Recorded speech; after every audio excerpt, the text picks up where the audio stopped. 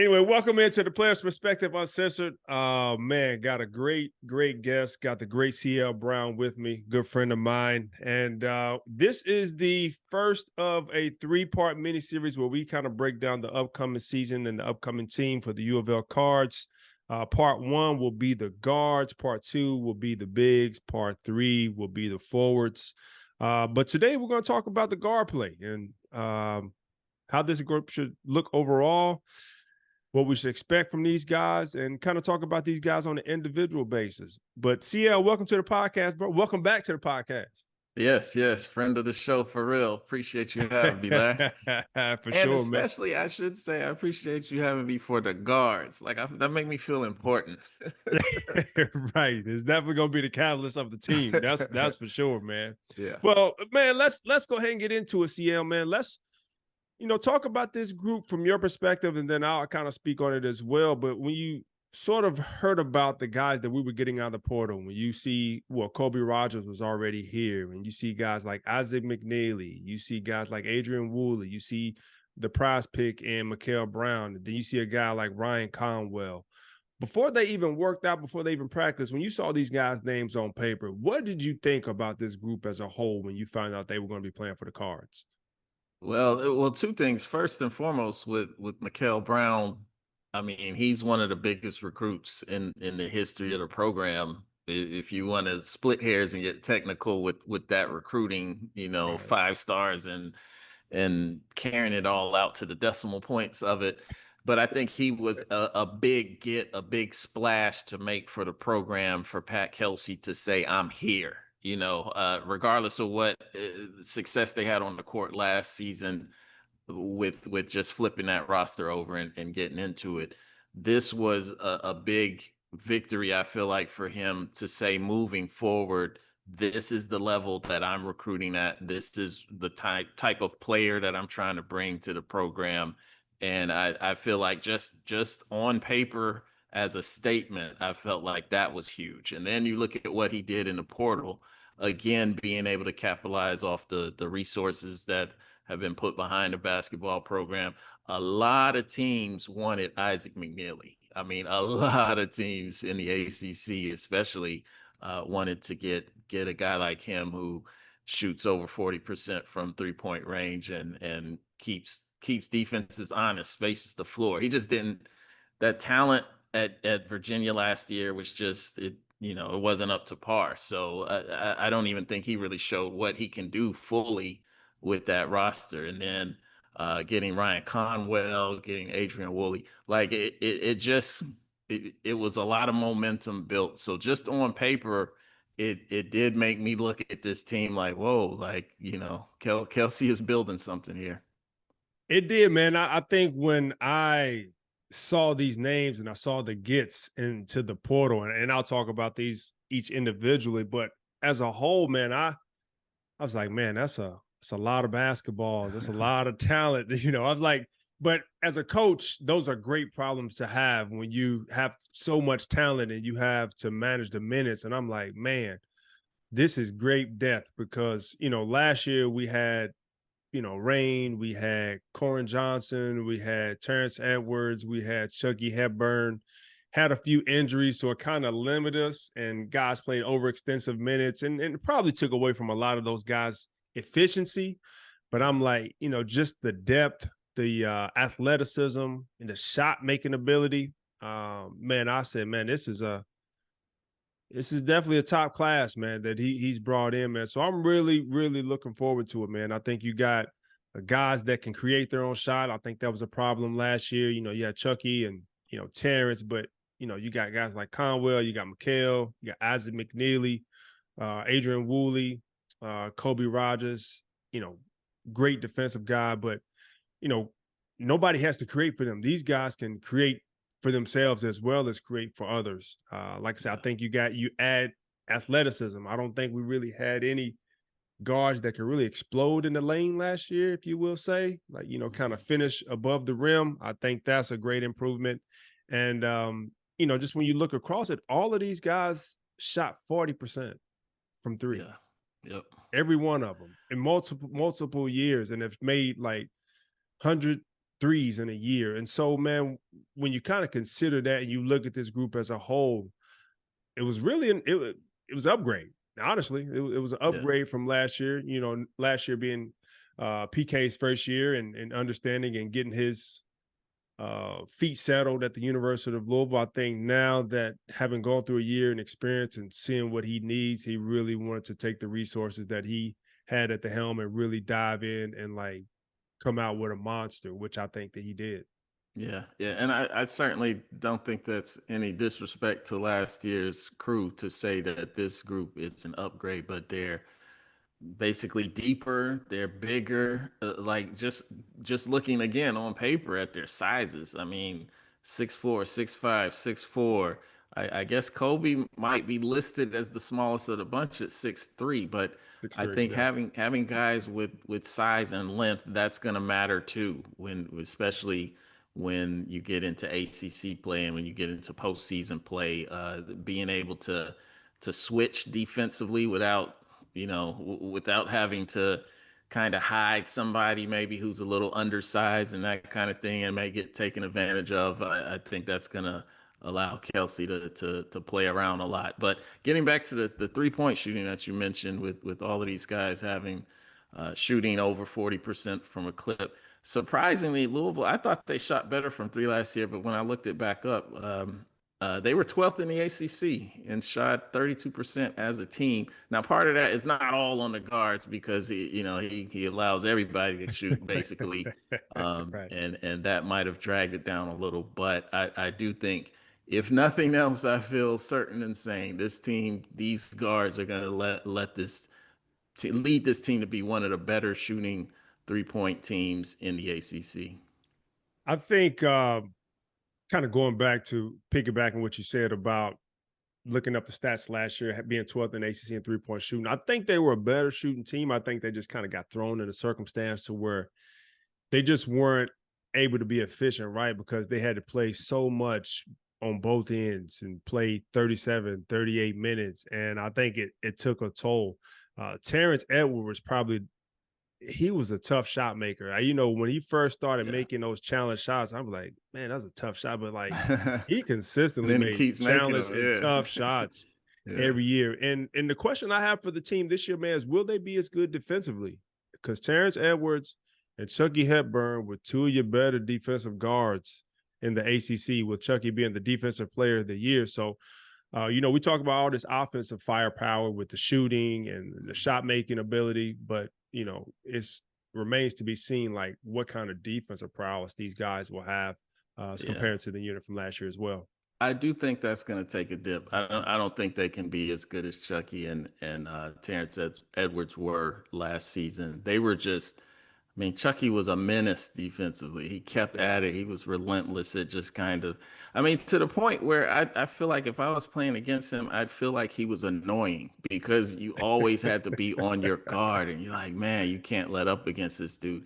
And Edwards, again, with his size and length, he gave a lot of people problems too. And he low key, there was one prognosticator with a different media outlet nationally who swore up and down that the player of the year should have been defensive player of the year should have been Edwards, and he felt like he didn't wasn't appreciated in the manner that he should have been. I still think it was Hepburn, Right. but Edwards was right up there too. He definitely deserved a mention and a look because he was solid. And I mean, I don't think these guys measure up the same way, but again, it's a shift. I feel like they're going to be better offensively. So you might lose a little on one end, but you're gaining a little bit more on the other. So I think it kind of all evens out. I agree. I think it definitely offsets, man. And if you ask PK, he probably wouldn't mind a little bit of dip for a little bit more offensive firepower. Yeah. Well, let's talk about these guys individually, and we'll start with Kobe Rogers, a guy that's known PK system, played with him at Charleston. Even speaking with PK at times when he first got here, he just glamours about Kobe Rogers. And I think halfway through the year, he started starting him in his last year at Charleston, and they went on like this 12-game win streak. And so you talk about a guy that's like explosive, and I didn't know his athleticism is what it was, and a defensive prowess guy, and probably the purest of point guards, if you will say, on the team, as far as a guy that can run the team and knock down the shots. Wouldn't be surprised to see him in like an offensive defensive sub at end of games just for his defensive abilities in crunch time. But I'm really looking forward to what he's going to bring this year with his time and with his health being back on the basketball court. Yeah, I'm really curious to see how he's going to come out, because a lot of times guys who had the injury that he had, it, they're better the second half of the season. Like, even though he's been out a full year, I still think when he's actually getting back to game action, it's going to take him a little bit to get up to speed, a little bit to trust his knee, a little bit, just to get back to back acclimated to everything playing. But he's one of those guys that I feel like you gotta have, like, it's kind of cliche to call him a glue guy, because I don't know if that's gonna be his role on this team necessarily. Right. But he's not the guy, he's not the headline stealer when we talk about this group of guards. He's not the guy that automatically is gonna pop off in conversation, but he's the guy that's absolutely going to be like a tough defender. He's one of those guys who's hungry. I mean, he started off in D2, and now he's going to be playing at Louisville for a team that's going to be ranked in the top 10 for sure, probably top 5 preseason, and that's a big spot. Like, that's a big jump for him to make. But I still feel like he's one of those guys who's going to have that chip on his shoulder and want to prove that he belongs at this level. So I think quietly, I think he might be kind of the most underappreciated, but play a big role in this group of guards being successful. I agree 100%, man. I think with the guys that we spoke about, Kuel, McNeely, Conwell, Woolie, like these are all shoot first, pass if I got to type of guys, right? And I think Kobe Rogers is a guy that you can put in one to pick up things and pick up the level and defensively. And also, I think it's a guy that's pass first, glue guy. Hey, if they double teaming you, if you guys drive and kick, I can make these guys respect me, knock it down, shooting over 40% clip, and just keep the floor space, bring, the defensive mindset, to the team. I think glue guys is the right key, but I also think that, man, he also gives these guys time to not have to really set up and run the offense. I think he's a person that could come in and get things set up, because a lot of these guys are going to be looking to, like I said, I won't say hunt shots, but like shoot first mentality, score first mentality, because all of these guys have sort of been the man on their team. And so now everybody has to take a step back for the greater good of the team and take a little bit of a lesser role. With him, I think that's just a natural role that he progresses into. And I think he's going to provide that balance. I would be surprised if he plays a lot more than what people think, just to kind of provide that balance of, role guy as compared to like scores on the team. Yeah. And one other thing with Kobe, I feel like he might be underrated as a rebounder. At College of Charleston, his last year he played, he was averaging 4.6 a game rebounds. I think he doesn't mind getting in and mixing it up to go after the board. So we'll see if he can kind of sustain it on this level that he's jumping up to now. But I do think generally that carries over for most guys, regardless of the level. If you got a knack for getting rebounds, it stays with you. Yeah. And so, man, let's switch to Isaac McNeely. And this was a guy I was really excited about when we were able to land him in the transfer portal, because even watching him at Virginia, you'd be like, the guy just had a great feel for the game. He just knew how to play, make big shots, and man, just could be like a pest, when you're playing against him, right? But somebody that you love to have on your team, man. And so experienced in the ACC, so he knows the conference. He knows being on the road at Air Carolina, at Duke, playing in big games. So, man, I think this is just a great pickup for PK, man, in the portal. And I was excited about it when he announced. Yeah, I think he's a obviously everybody knows he's a shooter. And he I wish when I played, back in high school that I never went into any situation where everybody was like other team was like he's a shooter. Right, He's right, a right, shooter. right. I want to feel that one time, Larry. But no, but seriously, he's more than just that. And I think he's probably low key a great passer. I think he has a good knack for kind of anticipating guys coming open and isn't selfish in giving up the ball even when he definitely his role at Virginia was to hunt his shot because they really have them scores like that. But I think he's going to fit in well on this team.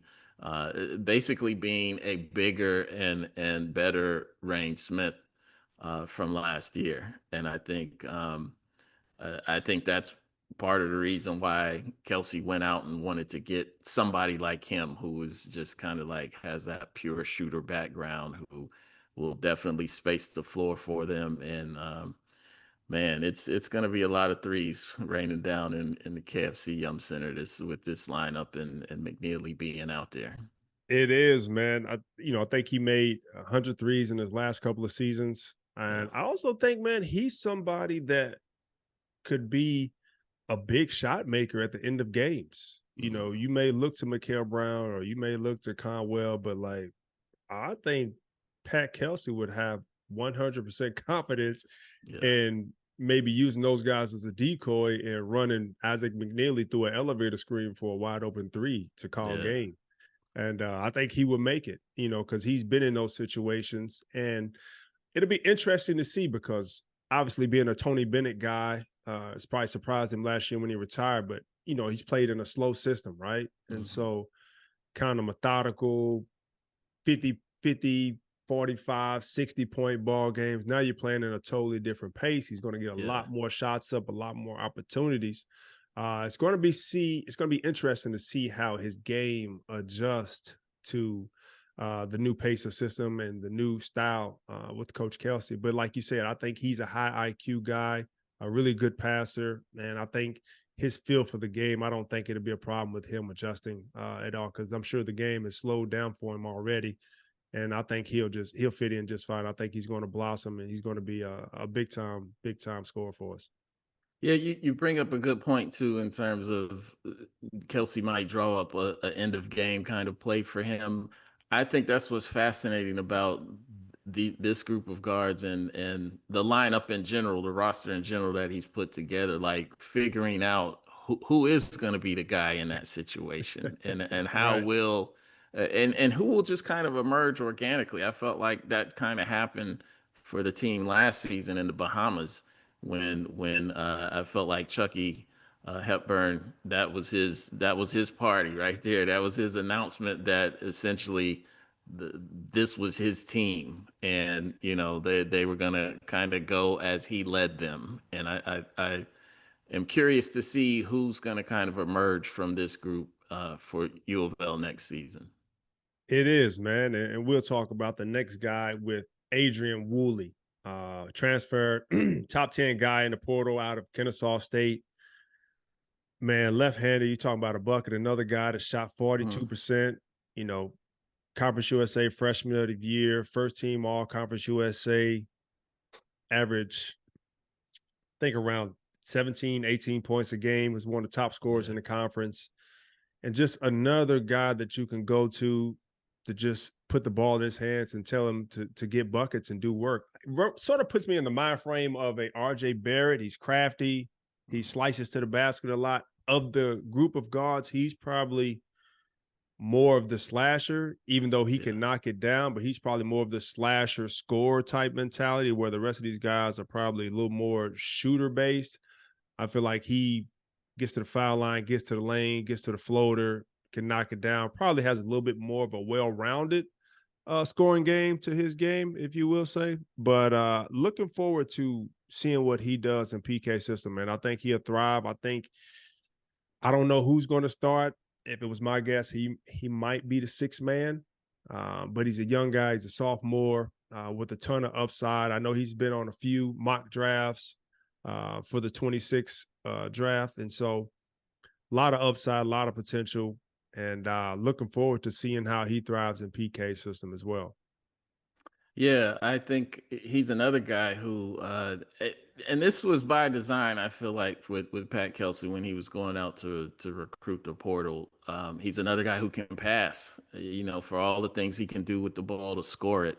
He's also somebody who averaged 3.6 assists for Kennesaw State last season. He was kind of, had to be kind of the do it all man for them last Right. year, but he's unselfish at least in his play there. I figure he'll carry over to U of L as well. But he's somebody who I think will be kind of like what Terrence Edwards was last season for U of L. I think he can be in that role where and as I pointed out earlier, I'm not sure necessarily defensively if he could be a menace in that way, but I do think he is kind of the slasher, go to the rim, get fouled. Out of this group of guards, he's probably the one who will be at the free throw line more than anybody else. Maybe Kuel Brown, but I think he has a chance. I am curious too, just with the rotation of all, because he's got a lot of depth to work with. So Kelsey has a lot of depth to work with. So and these guys, as unselfish as they seem to be, they're gonna want to play. They're gonna want to Right. shoot. So Right. I think keeping everybody happy, figuring out what kind of rotation is gonna work is also gonna be something we'll have to look at. I think with Pat Kelsey, the way they play and the pace which they play at, I think the substitutions will happen naturally because Mm. in order to play in his style and in his system, you have to run all out on both Yeah. ends. And we bring up the question of will this group be as good defensively as the group was last year? But make no mistake, you have to play defense Mm. in order to play for Coach Kelsey. He's not by any means, Rick Pitino pressing full court 40 minutes of the game type guy, but like I was looking forward to seeing what they do defensively, and they will pick you up full court. Yeah. He had to slow it down once his rotation got cut short Mm. because of injuries, but now that he's got some depth, he's picking guys up full court, starting the pace, creating the pace of the game. So I think from a substitution standpoint, I think guys are going to need blows because you're going to have to play both ways in order to play under Coach Kelsey. So I think the substitutions will kind of, like I said, happen organically and take care of themselves. Now, what groups mix and matches the personnel, I think that's what he's going to have to figure out. And I think if he's figuring that out now in practice, he'll figure that out in a few games. Like you said, if somebody starts to rise and emerge from the playing, how you adjust things, how guys adjust minutes, somebody's shooting a little better than the other, or somebody's playing defense a little better than the other, that you can sort of adjust. But I think Adrien, man, is going to be one of those guys I think that you can just put in there if you just need a spark. Guess what?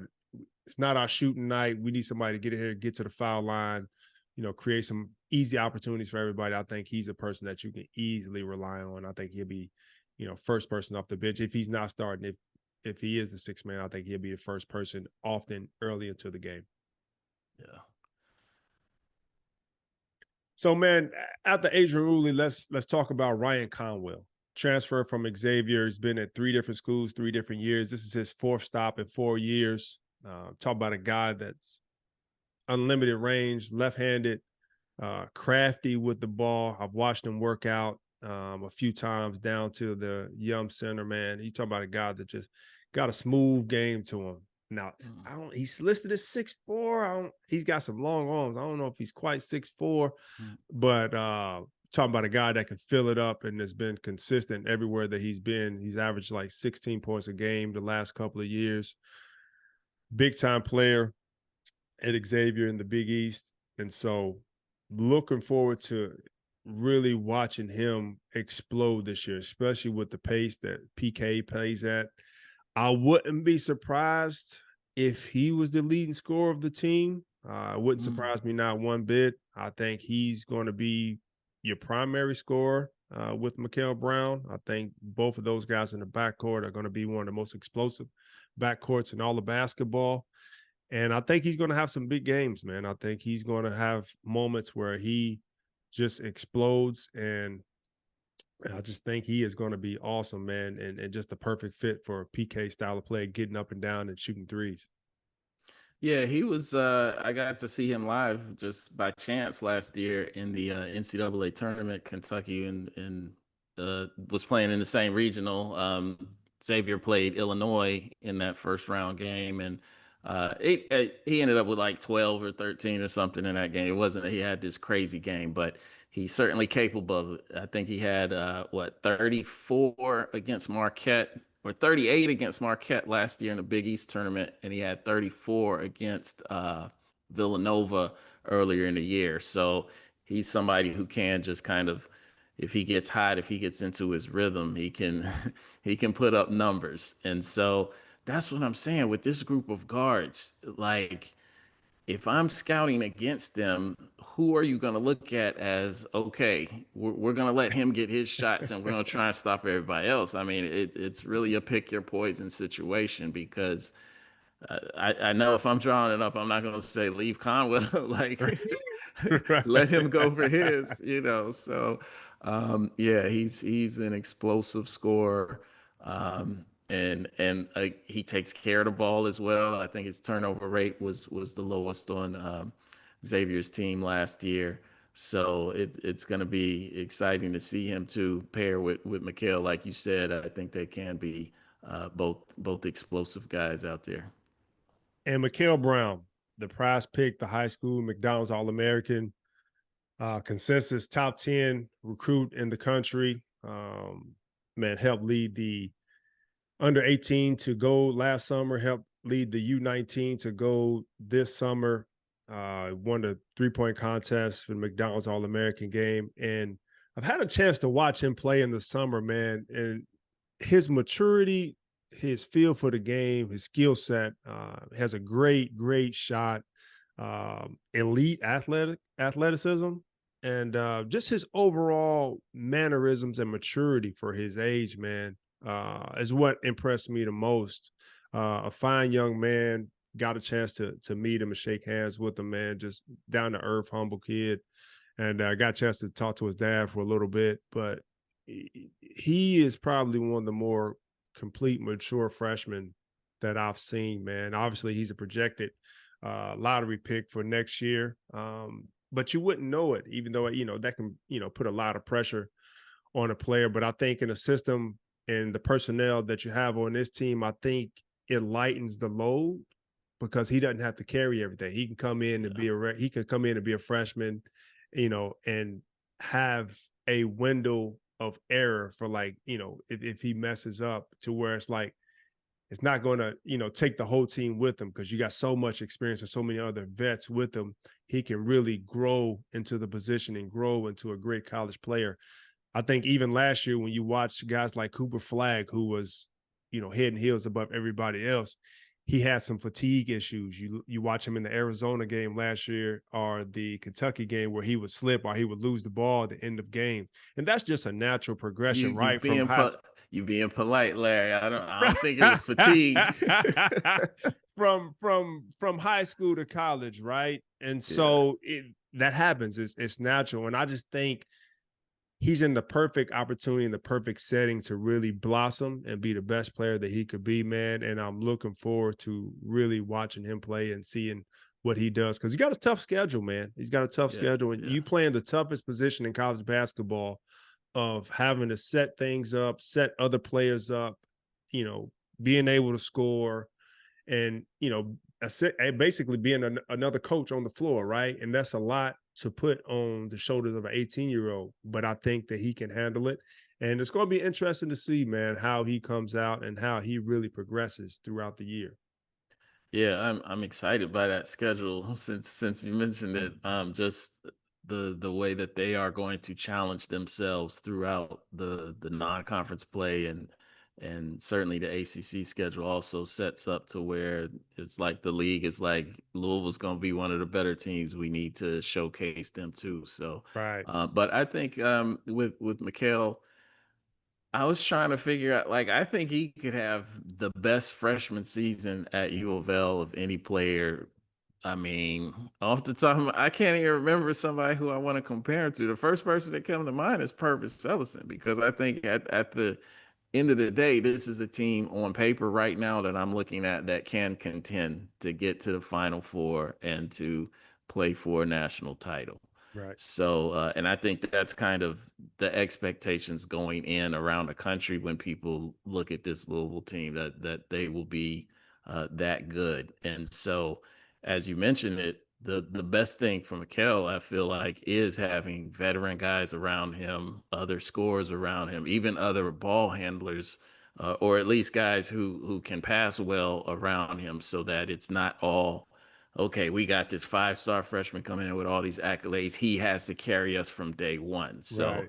all of that should bode well with just getting him comfortable and acclimated, and being able to just kind of do his thing organically on the floor and in the lineups for them. So it's I feel like one thing that's an intangible is, even though this team, I feel like, has already gotten a fair amount of publicity and hype coming up behind it, you never know how they're going to handle it when it actually happens, when they get a big win and they're on campus or whatever, and people around town are all patting them on the back, glad handing, and how that will actually affect how they go out and prepare and focus for the next game. So they're I love to see it play out. I mean, those are some of the questions I have as we're looking forward to tipping off this season. But talent wise, they got the guys to handle it.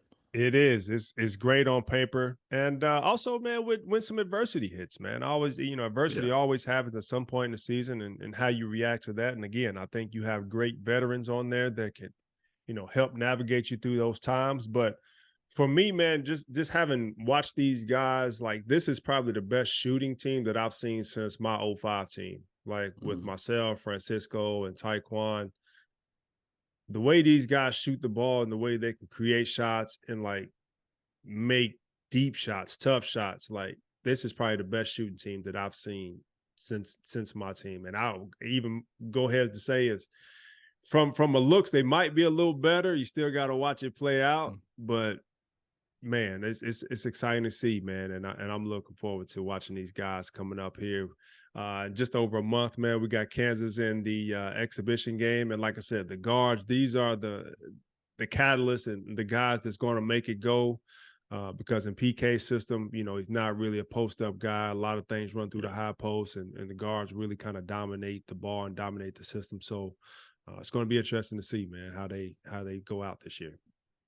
Yeah, I mean, I do like football. Don't get me wrong, but I can't wait till the tip off. I can't wait to see how it all plays out on the court. CL, man, appreciate you stopping in, man. Appreciate you covering the guard segment of the mini series with me, man. You're always welcome on the podcast, brother. Appreciate you Of stopping course. through, man. Appreciate you having me. Thanks, dog.